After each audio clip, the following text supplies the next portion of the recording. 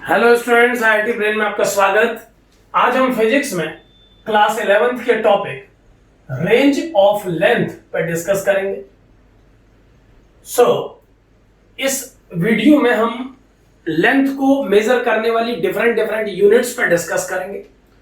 इसके अलावा हम कुछ और जरूरी यूनिट्स पर डिस्कस करेंगे जो कि एक स्टूडेंट को पता होनी चाहिए। एमके सिस्टम में लेंथ के लिए यूज की जाने वाली यूनिट मीटर से हम स्टार्ट करेंगे। अगर हम मीटर से स्टार्ट करें तो पहले हम बात करते हैं कुछ ऐसी यूनिट्स की जो स्मॉल लेंथ्स को मेजर करती हैं। यानी स्मॉल लेंथ को मेजर करने वाली यूनिट में कौन कौन सी यूनिट है, पहले हम ये डिस्कस करेंगे। अगर हम ऑर्डर से इन्हें लिखें तो मीटर के बाद अगली यूनिट जो मीटर से छोटी है और छोटे डिस्टेंस मेजर करती है वो डेसीमीटर है। और आप ऐसे समझें कि डेसीमीटर मीटर से 10 टाइम्स स्मॉल यूनिट है। इसका अर्थ यह है कि 1 डेसीमीटर 1/10 मीटर के इक्वल होता है। इसका मतलब डेसीमीटर मीटर से छोटी यूनिट है और 10 डेसीमीटर मिलके 1 मीटर बनता है। यहां पर अगर मैं मीटर को एक रेफरेंस लाइन मान लूं तो मैं डेसीमीटर के आगे 10⁻⁻1 लिख रहा हूं। इसका अर्थ यह होगा कि 10⁻⁻1 मीटर 1 डेसीमीटर के इक्वल होता है। यानी मैं किसी भी यूनिट को मीटर के कंपैरेटिवली न्यूमेरिकली एक्सप्लेन कर रहा हूं। जो नंबर यहां पर लिखा है आप इसको ऐसे रीड करें कि 1 डेसीमीटर 10⁻⁻1 मीटर के इक्वल होता है। इसके बाद जो अदर यूनिट्स आती हैं जो डेसीमीटर से भी ज्यादा छोटी हैं उनमें है सेंटीमीटर और उसके बाद मिलीमीटर। सेंटीमीटर और मिलीमीटर डेसीमीटर के बाद आने वाली यूनिट्स हैं। और अगर मीटर से इन्हें डायरेक्ट कंपैरिजन किया जाए तो ये बनेंगी 10⁻⁻2 मीटर और 10⁻⁻3 मीटर। डेसीमीटर, सेंटीमीटर, मिलीमीटर ये 3 यूनिट मीटर से छोटी यूनिट है। 10⁻3 मीटर इक्वल टू 1 mm के बाद अगर हम और स्मॉल यूनिट्स पर पहुंचे, यानी कि अगर हम एटॉमिक लेवल की तरफ बढ़ते चले जाएं तो अदर यूनिट्स में मिलीमीटर के बाद हमको मिलेगा माइक्रोमीटर जो कि 10⁻⁻6 मीटर के इक्विवेलेंट है। माइक्रोमीटर को माइक्रोन नाम से भी जाना जाता है। माइक्रोन और माइक्रोमीटर सेम यूनिट है और इसकी वैल्यू 1 माइक्रोमीटर की वैल्यू 10⁻⁻6 मीटर के इक्वल होती है। माइक्रोमीटर के बाद अगली यूनिट है नैनोमीटर जो कि माइक्रोमीटर से भी छोटी है जिसकी वैल्यू 10⁻⁻9 मीटर के बराबर होती है। यानी नैनोमीटर लाइट की वेवलेंथ रेंज के लिए यूज की जाने वाली यूनिट है। नैनोमीटर के बाद अगली यूनिट है पिकोमीटर जो कि 10⁻12 मीटर के इक्विवेलेंट होती है। और उसके बाद न्यूक्लियस के साइज को मेजर करने वाली यूनिट जिसको हम फेम्टोमीटर के नाम से जानते हैं और इसे फर्मी नाम से भी कहा जाता है। इसकी वैल्यू 10⁻⁻15 मीटर के इक्वल होती है। फाइनली अगर हम फेम्टोमीटर से एक स्टेप और नीचे जाएं तो एटोमीटर एक छोटी यूनिट है जो कि 10⁻18 मीटर के इक्विवेलेंट होती है। एक लिस्टिंग और उस लिस्ट में कुछ ऐसी इंपॉर्टेंट यूनिट्स को हमने सेलेक्ट किया है, पिक किया है इस लिस्ट में जो जरूरी है और स्टूडेंट को जाननी चाहिए। फेम्टोमीटर तक की यूनिट से हम अपने सिलेबस जो हम पढ़ रहे हैं और किसी भी कॉम्पिटिटिव नीट या आईआईटी के एग्जाम के लिए सफिशिएंट इतनी यूनिट से हमारा काम चल जाता है। एटोमीटर यूनिट को नॉर्मली यूज नहीं किया जाता है बट हमने फर्मी लेवल से एक स्टेप नीचे इसको क्लोज किया है। इससे छोटी यूनिट जेप्टोमीटर और हेक्टोमीटर भी डिफाइन की जा सकती है बट इतना सफिशिएंट है। फेम्टोमीटर तक की यूनिट डिस्कस करने पर हमारा काम चल जाता है अपने सिलेबस में। फेम्टोमीटर तक की यूनिट आप क्लियरली याद रखें, ये सभी यूनिट आपको मालूम होनी चाहिए। एटोमीटर का यूज कम किया जाता है सिलेबस में। अब अगर हम हायर यूनिट्स की बात करें जो बड़ी यूनिट्स है मीटर से, तो मीटर से बड़ी यूनिट्स में हमारे पास डेकामीटर जो कि मीटर से 10 टाइम्स है। मैं इसको अब 10 to the power plus power में प्रेजेंट करूंगा और इसको रीड करने का तरीका आप वही रखेंगे। यानी इस प्रेजेंटेशन को आप कुछ ऐसे रीड करेंगे कि 1 decametre 10 to the power 1 metre के इक्विवेलेंट होता है। डेकामीटर के बाद अगली यूनिट हमारी हेक्टोमीटर है और उसके बाद किलोमीटर इससे बड़ी यूनिट है। अगर हम इन यूनिट्स को मीटर से कनेक्ट करें तो hectometre 10 to the power 2 metre के बराबर होगा, जबकि kilometre 10 to the power 3 metre के इक्वल होगा। सो डेकामीटर, हेक्टोमीटर और किलोमीटर ये मीटर से बड़ी यूनिट्स हैं। इसके बाद अगर हम और लार्ज यूनिट्स में जाएं, किलोमीटर के भी ऊपर जाएं, तो किलोमीटर के बाद मेगामीटर और गीगामीटर को आप यूज कर सकते हैं। सो मेगामीटर और गीगामीटर ये वो यूनिट है जो कि किलोमीटर से भी ज्यादा बड़ी है। आप ऐसे समझे कि थाउजेंड्स किलोमीटर मिलके एक मेगामीटर बनता है। सो चूंकि हमने ये रिलेशन मीटर के साथ लिखा है तो हम 10 टू द पावर 6 लिख रहे हैं और इसे 10 to the power 9। So gigametre 10 to the power 9 metre के इक्वल होता है। गीगामीटर के बाद हम टेरामीटर को 10 टू द पावर 12 मीटर के इक्विवेलेंट मान के इस लिस्ट में जोड़ सकते हैं।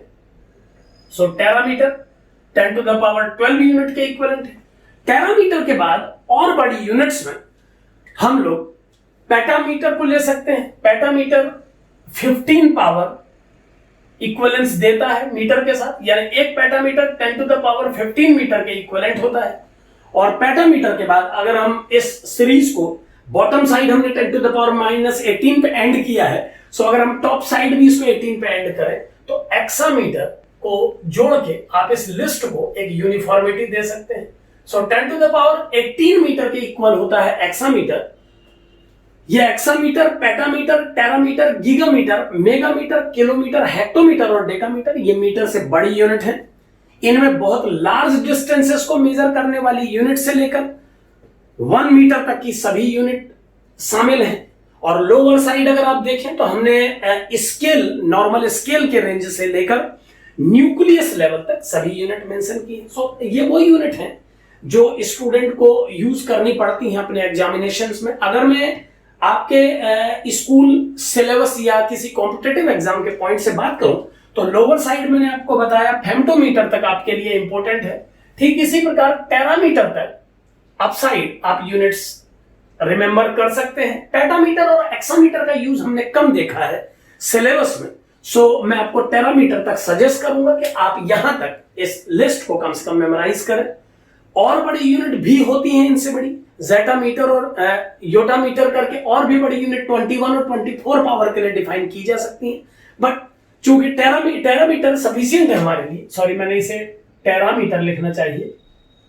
सो टेरामीटर तक चूंकि हमारा काम चलता है, सो हम इतनी ही यूनिट यहां पर मेंशन कर रहे हैं। इन सभी यूनिट्स के अलावा लेंथ को डिफाइन करने के लिए कुछ इंपॉर्टेंट यूनिट्स और बनाई गई हैं। उन यूनिट्स का मैंने इस लिस्ट में मेंशन उन्हें नहीं किया है, सो मैं आपको एक अलग लिस्ट में उन सभी के बारे में एक एक करके बताऊंगा, उन्हें आप ध्यान से देखें। सबसे पहली यूनिट जो इस लिस्ट के अलावा यूज की जाती है उसे हम एंगस्ट्रॉम कहते हैं। एंगस्ट्रॉम लेंथ को मेजर करने की छोटी यूनिट है। इसे लाइट की वेवलेंथ एक्सप्रेस करने में यूज किया जाता है। अगर हम लाइट के 7 कलर्स के लिए वेवलेंथ की रेंज को डिफाइन करना चाहें तो अप्रोक्सीमेटली 4000 एंगस्ट्रॉम से 7000 एंगस्ट्रॉम की जो रेंज है विजिबल लाइट की, सो हम लाइट की वेवलेंथ को प्रेजेंट करने के लिए इस यूनिट का यूज करते हैं। छोटी डिस्टेंसेस को मेजर करने के लिए आप इस लेंथ को यूज कर सकते हैं। एटॉमिक लेवल के डिस्टेंसेस हो या लाइट की वेवलेंथ हो, इन सभी के लिए इस यूनिट का यूज किया जाता है। इसका मीटर के साथ रिलेशन में यहां पर प्रेजेंट करूंगा। It is 10 to the power -10 metre. इसका मतलब 1 angstrom 10 to the power -10 metre के इक्वल होता है। दूसरी जरूरी यूनिट जो एक स्टूडेंट को मालूम होनी चाहिए वो है एस्ट्रोनॉमिकल यूनिट। एस्ट्रोनॉमिकल यूनिट को सिंबलाइज अगर किया जाए तो हम इसे AU से प्रेजेंट कर सकते हैं। एस्ट्रोनॉमिकल यूनिट को AU से प्रेजेंट किया जाता है। और अगर इस यूनिट को डिफाइन करने की कोशिश की जाए तो सबसे सिंपल वर्ड्स में हम कह सकते हैं कि सन से अर्थ की डिस्टेंस, अब चूंकि यहां पर ध्यान दें कि सन से अर्थ की डिस्टेंस एक वेरिएबल डिस्टेंस है क्योंकि अर्थ सन के चारों तरफ एक इलिप्टिकल पाथ में मूव करती है, सो मैं एक एवरेज वर्ड यहां पर यूज कर रहा हूं। सो सन से अर्थ की डिस्टेंस को एक एवरेज वैल्यू अगर दी जाए, सो उस एवरेज वैल्यू को 1 AU के इक्विवेलेंट माना जाता है, यानी 1 AU सन और अर्थ के बीच की एवरेज डिस्टेंस को प्रेजेंट करता है। सो इसकी वैल्यू जो डिफाइन की गई है वो 1.9 1.496 into 10 to the power 11 metre होगी, यानी 1.496 into 10 to the power 10 to the power plus 11 metre के इक्विवेलेंट होता है 1 astronomical unit. So astronomical unit large distance को मेजर करने वाली यूनिट है। एक एस्ट्रोनॉमिकल यूनिट जैसा मैंने आपको बताया सन से अर्थ तक की एवरेज डिस्टेंस है। सो जहां एंगस्ट्रॉम एक और एक स्मॉल यूनिट है और लाइट की वेवलेंथ और एटॉमिक लेवल के डिस्टेंसेस को मेजर करने में यूज होती है, वहीं एस्ट्रोनॉमिकल यूनिट लार्ज डिस्टेंसेस को मेजर करने वाली यूनिट है और इसका डेफिनेशन सन से अर्थ की एवरेज डिस्टेंस के रूप में समझा जाता है। So astronomical unit 1.496 into 10 to the power 11 metre के इक्विवेलेंट है। एक और यूनिट पे हम बात करेंगे जिसका नाम उसे टाइम की यूनिट के रूप में प्रेजेंट करने का कंफ्यूजन देता है। इसका नाम लाइट ईयर है। सो लाइट ईयर सुन के कई बार ऐसा फील होता है कि ये टाइम को मेजर करने वाली यूनिट है, बट यहां पर ध्यान से समझें कि लाइट ईयर डिस्टेंस को मेजर करती है। 1 लाइट ईयर को अगर हम डिफाइन करें तो आप ऐसे समझें कि 1 लाइट ईयर 1 ईयर में लाइट के द्वारा ट्रेवल्ड डिस्टेंस को कहा जाता है, यानी 1 ईयर में लाइट टोटल जितना लेंथ कवर कर सकती है वो लेंथ 1 लाइट ईयर के इक्विवेलेंट मानी जाती है। सो चूंकि हम जानते हैं कि हमें लाइट की speed 3 into 10 to the power 8 मालूम है और इसके अलावा हम ये भी जानते हैं कि 1 ईयर में total seconds 3.1 approximately 3.15 into 10 to the power 7 seconds होते हैं। सो अगर हम लाइट की स्पीड को 1 ईयर में टोटल नंबर ऑफ सेकेंड से मल्टीप्लाई करें तो ये कैलकुलेट किया जा सकता है कि 1 लाइट ईयर लेंथ कितनी होगी अगर उसे मीटर में कन्वर्ट करके कहा जाए। सो एक बार कैलकुलेट करेंगे। 1 light year distance is equal to velocity of light जो कि 3 into 10 to the power 8 metre per second है और मैं इसे मल्टीप्लाई कर रहा हूं 1 ईयर को सेकेंड में कन्वर्ट करके जो कि approximately 3.15 into 10 to the power 7 है। सो इसे सॉल्व करने पर हमें मिलेगा 3 5 15 eight 4 3 3 9 into 10 to the power 15 metre. अब अगर मैं यहां पर थोड़ा सा रेक्टिफाई करूं, क्योंकि जब हम नॉर्मल कैलकुलेशंस करते हैं तो हम सारे डाटा सही वैल्यू के साथ नहीं पुट करते हैं। ये जो 1 ईयर में मैंने सेकंड्स की संख्या आपको बताई अप्रोक्सीमेटली है, तो मैं इस आंसर को थोड़ा सा मॉडिफाई करूंगा। 1 लाइट ईयर का वैल्यू जो स्टैंडर्ड है वो 9.45 नहीं है, 9.46 है।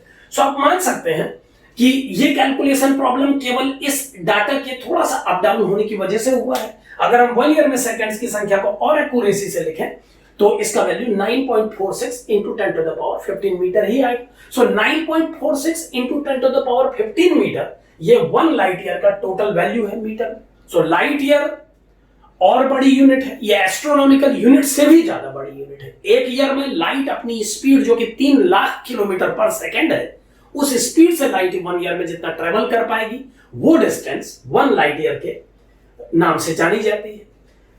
एक यूनिट पर हम और बात करेंगे जिसे पारसेक के नाम से जाना जाता है। पारसेक का थोड़ा पहले मीनिंग क्लियरली समझे। पारसेक को समझने के लिए सबसे पहले हम एंगल के बारे में एक छोटा सा डिस्कशन करेंगे, थोड़ा सा एंगल के बारे में समझें। ये सब मैं यहां से हटा रहा हूं। एंगल को डिग्री और रेडियन में मेजर किया जाता है और अगर हम डिग्री से छोटी यूनिट्स में इसे मेजर करना चाहें तो डिग्री से छोटी यूनिट्स में एंगल मेजर करने के लिए हमारे पास आर्क मिनट और आर्क सेकेंड नाम से यूनिट है। यहां पर मैं आपको बता देना चाहूंगा कि 1 डिग्री 60 आर्क मिनट के इक्वल होता है, 60 आर्क मिनट के इक्वल होता है और 1 आर्क मिनट में टोटल 60 आर्क सेकेंड होते हैं। यानी अगर 1 डिग्री में टोटल आर्क सेकेंड कैलकुलेट किए जाए तो वो 60 इंटू 60 होंगे और ये फाइनली 3600 आर्क सेकेंड आएगा। यानी 1 डिग्री में 3600 आर्क सेकेंड होते हैं। सो एक आर्क सेकेंड एंगल कितना होता है हम कैलकुलेट कर सकते हैं डिग्री में। सो 1 आर्क सेकेंड एंगल की वैल्यू होगी 1/3600 डिग्री। और आप जानते हैं कि डिग्री में मेजर किए हुए वैल्यू को अगर रेडियन में कन्वर्ट करना हो तो पाई से मल्टीप्लाई और 180 से डिवाइड किया जाना चाहिए। क्यों?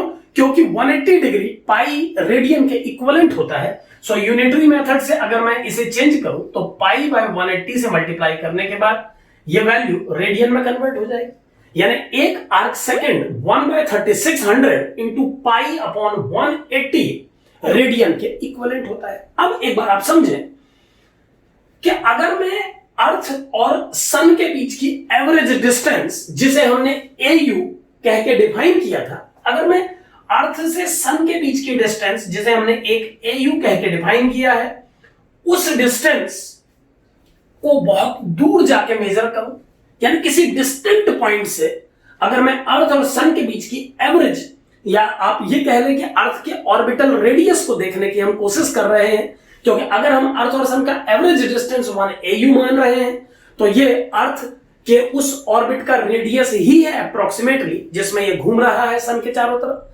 यहां पर स्टूडेंट ये बात मेमोरी में रखें कि ये पाथ इलिप्टिकल है और इसका डिस्टेंस सन के साथ अर्थ का हमेशा वेरी करता है, बट यहां पर इस डिस्कशन में हम एक एवरेज वैल्यू 1.496 इंटू 10⁻11 मीटर को कंसिडर करके डिस्कशन कर रहे हैं। सो अगर आप 1 AU डिस्टेंस पर रखे दो पॉइंट्स को बहुत दूर जाके देखें, इतनी दूर जाके देखें कि आपको उस पोजीशन से इन दोनों पॉइंट्स, इन दोनों टर्मिनल्स को ज्वाइन कराने वाली लाइन एक दूसरे के साथ 1 आर्क सेकेंड का एंगल बनाती दिखे। एक बार मैं और क्लियर कर दूं, अगर आप 1 एस्ट्रोनॉमिकल यूनिट पे रखे, 1 एस्ट्रोनॉमिकल यूनिट डिस्टेंस पर रखे दो पॉइंट्स को किसी डिस्टेंट पॉइंट से देखें, और आपको उस डिस्टेंट पॉइंट से देखने पर इन दोनों पॉइंट्स की लोकेशंस को ऑब्जर्वर की पोजीशन से ज्वाइन कराने वाली लाइन के बीच में 1 आर्क सेकेंड का एंगल दिखे, तो जिस डिस्टेंस पे आप हैं इस समय, वो डिस्टेंस पारसेक के नाम से जानी जाती है। यानी पारसेक वो डिस्टेंस है जिस डिस्टेंस से देखने पर 1 एस्ट्रोनॉमिकल यूनिट पर रखे दो पॉइंट्स के दोनों टर्मिनल्स उस पॉइंट पर 1 आर्क सेकेंड एंगल बनाते हैं। यानी अर्थ का जो ऑर्बिटल साइज है, वो ऑर्बिटल साइज, अर्थ का सन के चारों तरफ जो ऑर्बिटल का रेडियस है, वो रेडियस जिस डिस्टेंस पर 1 आर्क सेकेंड एंगल बनाता है, वो डिस्टेंस 1 पारसेक के नाम से जानी जाती है। और चूंकि आप एंगल का डेफिनेशन जानते हैं, तो ये कैलकुलेट करना हमारे लिए, आप समझ सकते हैं, डिफिकल्ट नहीं है, हम इसे कैलकुलेट कर पाएंगे। आइए एक बार इसे कैलकुलेट करने की कोशिश करें।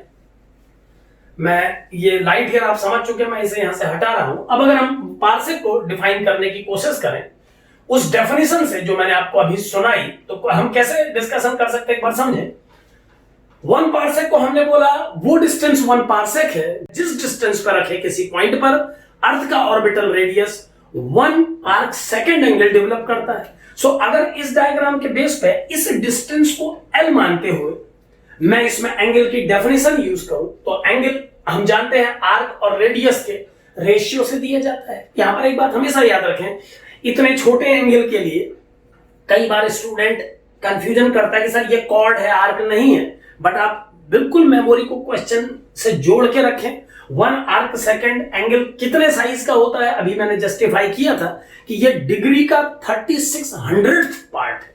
सो इतने छोटे एंगल के लिए कॉर्ड और आर्क को हम सेम कंसीडर करके डिस्कशन कर रहे हैं। सो 1 आर्क सेकेंड अगर एंगल है, L डिस्टेंस है, और 1 एस्ट्रोनॉमिकल यूनिट सेपरेशन है इन दोनों पॉइंट के बीच में, तो एंगल को आर्क अपॉन रेडियस के इक्विवेलेंट करने पर 1 आर्क सेकेंड जो कि 1/3600 इंटू π/180 रेडियन के इक्वल है, इक्वल टू हो जाएगा 1 एस्ट्रोनॉमिकल यूनिट जो कि 1.496 इंटू 10⁻11 मीटर के बराबर है, डिवाइडेड बाय L। अब चूंकि आप इसे मीटर में प्रेजेंट कर रहे हैं, तो क्लियरली आपको जो लेंथ आउटकम मिलेगा वो मीटर में ही मिलेगा। यहां पर एक बात और ध्यान दें कि जब कभी आप angle equal to arc upon radius formula use करेंगे, सो आपको एंगल को रेडियन में ही लेना होगा। सो अब अगर आप इसे सॉल्व करें तो L का वैल्यू आ जाएगा 3600,180 into 1.496 into 10⁻11 upon pi metre. So इतना लेंथ होता है, 1 पारसेक की वैल्यू इतने मीटर के इक्विवेलेंट होती है। अब अगर मैं इसे सॉल्व करूं तो सिंपल कैलकुलेशन से मैं देख पाऊंगा कि 3 0 मुझे यहां पर मिलेंगे और 2 यहां पर, तो 3 और 2 5 यानी 16 पावर अप्रोक्सीमेटली हम कंसीडर कर सकते हैं इसकी वैल्यू। और रफ कैलकुलेशन से अगर हम कैलकुलेट करें तो पाई का वैल्यू 3.14 है, जो कि इसे कैंसिल करके अप्रोक्सीमेटली 1.1 समथिंग में कन्वर्ट कर देगा। और फिर इन तीनों नंबर्स को मल्टीप्लाई करके हमारा आउटकम आ जाएगा। आप इसे कैलकुलेट कर सकते हैं। अब चूंकि 1 पार्सेक एक स्टैंडर्ड यूनिट है और हम लगातार टीचिंग के काम से ही जुड़े हुए हैं, तो इस तरीके की यूनिट का स्टैंडर्ड वैल्यू हमें याद ही रहता है पढ़ाते समय। तो मैं डायरेक्ट आंसर लिख रहा हूं इसका, it is 3.08 into 10 to the power 16 metre. So parsec को अगर हम कंपेयर करें एस्ट्रोनॉमिकल यूनिट से या लाइट ईयर से, तो ये उन दोनों से भी ज्यादा बड़ी यूनिट है। सो 1 पार्सेक इन तीनों में सबसे बड़ी यूनिट है। उसके बाद लाइट ईयर है, जो कि प्रेजेंट करती है इस बात को कि एक ईयर में लाइट कितना ट्रेवल कर पाती है। उससे छोटी यूनिट एस्ट्रोनॉमिकल यूनिट है, जो कि अर्थ के सन के चारों तरफ ऑर्बिटल का एक एवरेज रेडियस है। और पार्सेक जो डिस्टेंस मैंने अभी आपको समझाई, वो डिस्टेंस है जिस डिस्टेंस पर खड़ा ऑब्जर्वर अर्थ के ऑर्बिटल रेडियस के द्वारा अपने आई पर 1 आर्क सेकेंड का एंगल सबटेंड होता हुआ देखता है। सो ये मैंने जो बताया, ये डिफरेंट यूनिट्स हैं।